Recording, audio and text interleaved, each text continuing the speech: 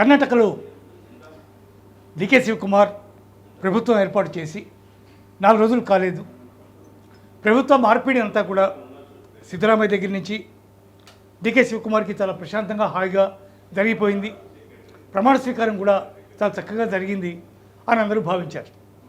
కానీ కేవలం 4 రోజుల్లోనే మంత్రివర్గం నుంచి వ్యతిరేకత మొదలైంది. ఒక మంత్రి అయితే ఏకంగా రాజీనామా చేశారు. మరో మంత్రి ఏమో తీవ్రమైనటువంటి విమర్శలు చేశారు. కాంగ్రెస్ పార్టీ, కాంగ్రెస్ కార్యకర్తలు, కాంగ్రెస్లో ఉన్నటువంటి నాయకులకి ఇది చాలా సామాన్యమైనటువంటి విషయం. ఈ సంస్కృతి బయటికి కనిపించడానికి ఏదో చాలా వ్యతిరేకంగా ఉన్నట్టు కనిపించినా వాళ్ళకి ఇది చాలా సామాన్యం అని చెప్పి భావించవలసినటువంటి పరిస్థితి.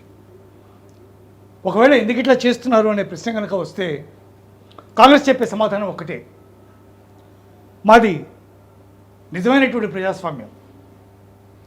ఈ నిజమైన ప్రజాస్వామ్యంలో ఎవరైనా ఏమైనా మాట్లాడచ్చు, ఎవరైనా ఎవరినైనా బెదిరించవచ్చు, ఎవరైనా రాజీనామా చేసేయచ్చు. దాని సొల్యూషన్ లేదు. అదే పరిస్థితిని ఇప్పుడు డికే శివకుమార్ ఎదుర్కొంటున్నారు.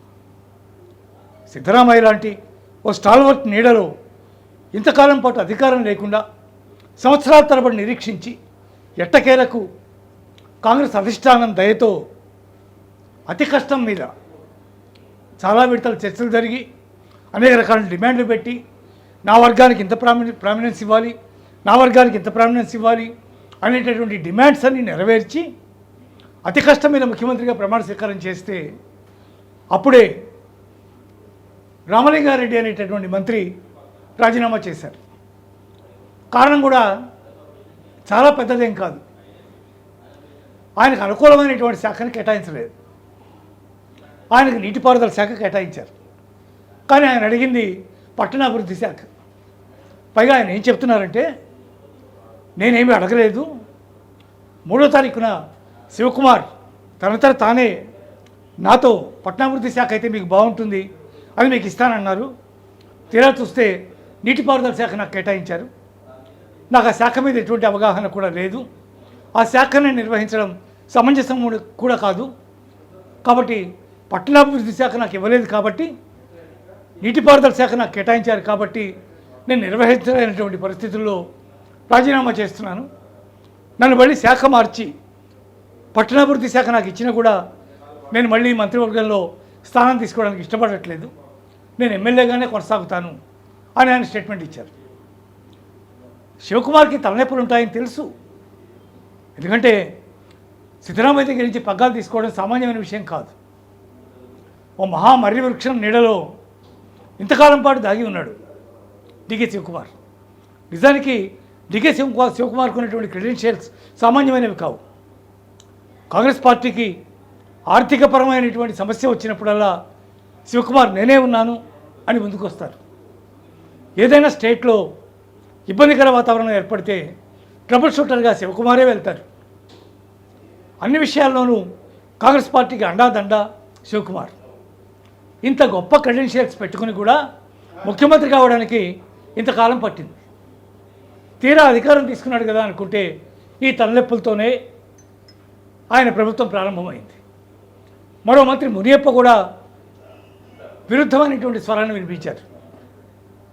ఆయన ఏమంటారు, సీనియారిటీని అసలు పరిగణలోకి తీసుకోలేదు, సీనియర్ మంత్రులకు ఇవ్వాల్సినటువంటి గౌరవం ఇవ్వలేదు, మేమందరం 8, నేను ముఖ్యంగా తాను రామలింగారెడ్డి ఇద్దరు కూడా 8 సార్లు ఎమ్మెల్యేలుగా ఉన్నాం, ఇంత సీనియర్ మోస్ట్లో మేము, దాన్ని పరిగణలోకి తీసుకోకుండా మా శాఖను కేటాయించారు, నాకు కూడా ఏమాత్రం ఇష్టమైనటువంటి శాఖ నాకు ఇచ్చారు, ఈ రకమైనటువంటి వ్యవహార శైలి మంచి పద్ధతి కాదు, ఇలా అయితే అందరికీ మనస్పర్ధలు వచ్చే అవకాశం ఉంది, మాకందరికీ మనస్తాపం కలిగే అవకాశం ఉంది, నాతో పాటు కేవలం రామలింగారెడ్డి మాత్రమే కాక 5 ఏళ్ళు వరుసగా గెలిచినటువంటి మరికొంతమంది ఎమ్మెల్యేలు కూడా ఉన్నారు, అందరికీ న్యాయం చేయాలి, ఆ రకమైనటువంటి న్యాయం జరగలేదు అని చెప్పి ఆయన ఓపెన్గా స్టేట్మెంట్ ఇచ్చారు.